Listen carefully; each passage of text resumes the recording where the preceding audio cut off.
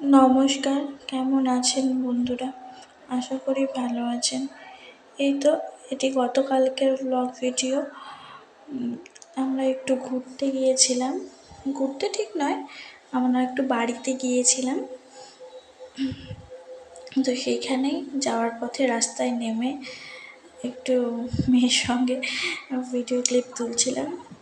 তারপরে আমরা বাড়ি পৌঁছে যাই। বাড়িতে গিয়ে খাওয়া দাওয়া করে আবার ওই 3টে নাগাদ বেরিয়ে চলে আসি। তারপরে মেয়েকে ড্রয়িং ক্লাসে ছেড়ে দিয়ে এসে সন্ধ্যাবেলা এই তো এখন একটু চিকেন পকোড়া করব, সেই জন্য চিকেন বের করে নিয়েছি।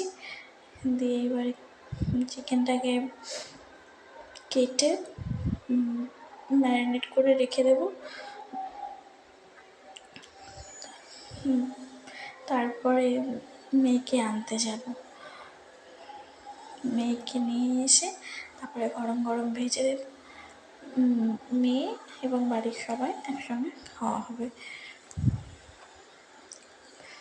এই তো আমি এখন সমস্ত মশলা দিয়ে ম্যারিনেট করে নিচ্ছি। ম্যারিনেট করে 30 মিনিট মতো রেখে দেব। তারপরে মেয়েকে নিয়ে ভাজবো।